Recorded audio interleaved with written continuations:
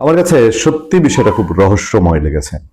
রহস্যময় আসিফ মাহমুদ সজীব ভুঁইয়া এবং মাহফুজ আলম সরকারের দুই ডাকসাইটে প্রভাবশালী উপদেষ্টা, অনেক এদেশের অনেক অভিজ্ঞ ঝানু মানুষকে ছাপিয়ে উপদেষ্টা পরিষদে তো বহু ঝানু লোকজন আছে, যার যার ক্ষেত্রে জানো, এনজিও লেভেলে বা জাতীয়ভাবে বিভিন্নভাবে তারা স্বীকৃত তাদের নিজ নিজ অবস্থানে। আপনি যদি বলেন যে উপদেষ্টা আদিলুর রহমান, তাকে নিয়ে বিতর্ক থাকতে পারে, আপনার মনে হতে পারে যে আপনার মতদর্শের না, সেই বিষয়টা থাকতে পারে।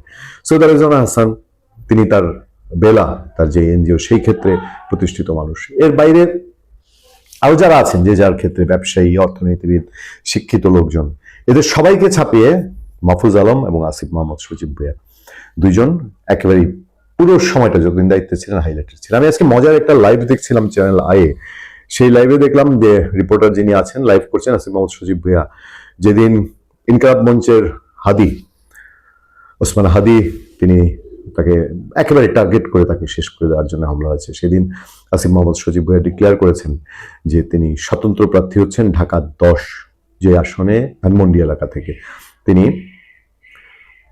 ভোটার হয়েছিলেন। এবং আমি সেদিনই বলেছিলাম যে ধানমন্ডি এলাকা বাংলাদেশের আদি ঢাকার সাবস্টিগেট এলাকা, এলাকায় ঢাকার আদি সম্ভ্রান্ত শিক্ষিত মানুষজনের বসবাস। আসিফ মাহমুদ সজীব ভুঁইয়া 24-এর 5 আগস্টের আগের আসিফ মাহমুদ সজীব ভুঁইয়া, আর 5 আগস্টের পরে যখন উপদেষ্টা হয়েছেন তারপরে 15 মাসের আসিফ মাহমুদ সজীব ভুঁইয়া। ধানমন্ডি এলাকার মানুষ তার ভবিষ্যৎ এই মানুষের হাতে সঁপে দিবেন কিনা, এটা অনেক বড় প্রশ্ন। এখানে বিএনপি তো ছাড় দেয়নি, বিএনপি তার ডাক সাইটে একজন নেতাকে, একদম ওই এলাকার খুবই শেড টাইপের একজন মানুষকে মনোনয়ন দিয়েছে। জামাতে ইসলামী সেখানে ইলেকশন করছে। আসিফ মাহমুদ সজীব ভুঁইয়া এখানে এসেছেন, তিনি যখন পদত্যাগ করেছেন সেখান থেকে এই দুই উপদেষ্টার নাটক শুরু। নাটকে নাটকে নাটকে নাটকে তারপরে দেখেন 2টা দিন গেল তিনি গণ অধিকার পরিষদে জয়েন করতে পারেন। গণ অধিকার পরিষদের সেক্রেটারি বারবার বলে গেছেন, গণ অধিকার পরিষদের সভাপতি নুরুল হক নূর অভিনন্দন জানিয়েছেন আসিফ মাহমুদ সজীব ভুঁইয়াকে, মানে ডাকিলেই আসি এরকম একটা অবস্থা মনে হয়েছে অনেকের কাছে। এনসিপি, যে এনসিপির সাথে আসিফ মাহমুদ সজীব ভুঁইয়াদের রক্তের সম্পর্ক মনে করা হয়, সেইখান থেকেও তার নমিনেশন বা তিনি ইলেকশন করেননি অথবা এনসিপি তাকে নেয়নি। বলা হচ্ছে যে পদ নিয়ে আসিফ মাহমুদ সজীব ভুঁইয়া এবং মাহফুজ আলমের মধ্যে বার্গেনিং। এই অবস্থায় স্বতন্ত্র প্রার্থী হওয়ার ঘোষণা দিয়েছেন, খুব কি সহজ মনে হয়? তাদের পদত্যাগপত্র হাতে নিয়ে প্রফেসর মোহাম্মদ ইউনুস, বর্তমান অন্তর্বর্তী সরকারের প্রধান উপদেষ্টা, তিনি কি বলেছেন যে তার ব্লেসিং তাদের উপরে থাকবে, তিনি স্যাটিসফাই, তাদের কাজে তিনি সব দিক থেকে স্যাটিসফাই, তাদের আরো ভালো ভবিষ্যৎ সফলতা তিনি আশা করেন।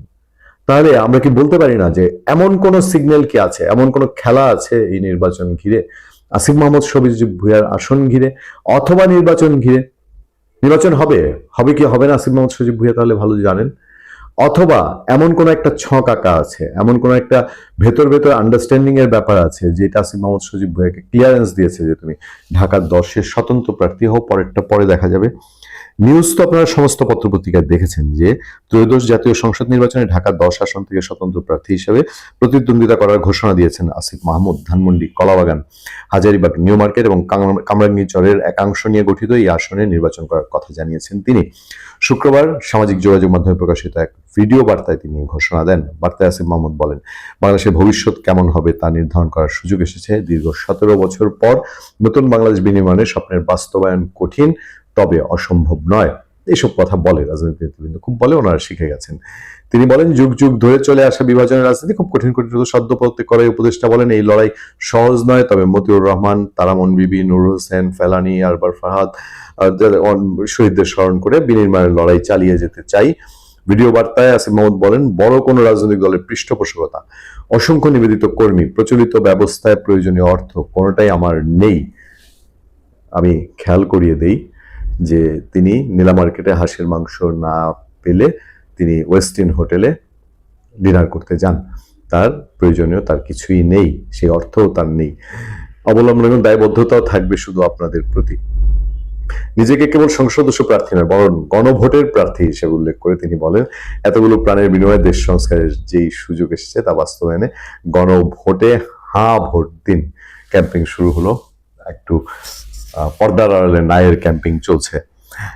আমি রহস্যজনক বলে রাখলাম শুধু আপনাদেরকে, আসিফ মাহমুদ সজীব ভুঁইয়া এবং মাহফুজ আলম দুজনকে তার রাজনৈতিক সহকর্মীরা বলছেন যে খুব একসময় যারা একসাথে রাজনীতি করেছেন দুজনই খুব খুবই ব্রেন থেকে শুটার, তারা আসিফ মোহাম্মদ সজীব ভাইও খুব ঝানু খেলোয়াড় এবং তা প্রমাণ দিয়েছেন। বাংলাদেশে বহু মানুষকে এই 15 মাসে তার ইচ্ছার বাইরে হলে তিনি নাকান জবানি খেয়ে ফেলতে পেরেছেন। আর মাহফুজ আলম তো গডফাদার হিসেবে, মানে মাস্টার মাইন্ড হিসেবে স্বীকৃত মানুষ। ফলে এই দুইজনের গতি আসিফের রহস্যময় স্বতন্ত্র প্রার্থী হওয়ার সিগন্যাল হওয়া নাকি এর পেছনে আরো কোনো রহস্য লুকিয়ে আছে, আমি জিনিসটাকে কেন যেন সহজভাবে দেখছি না। আমার মনে হচ্ছে যে এটার পেছনে আরো কোনো ইঙ্গিত আছে বা অন্য কোনো বিষয় আছে। খুব সিম্পল হিসাবে আসলে মোহাম্মদ সজীব ভুঁইয়া বিশাল জনপ্রিয় একজন ফিগার। তিনি বাংলাদেশের যে কোনো জায়গা থেকে খালেদা জিয়া, তারেক রহমান, শেখ হাসিনার মতন বা হোসেন মোহাম্মদ এরশাদের মতন পাশ করে আসতে পারেন, এরকম খুব সহজভাবে দেখার কোনো সুযোগ আছে। ভালো থাকবেন, সুস্থ থাকবেন। আপনার সাথে আমি আতিক রহমান, পূর্ণিয়া।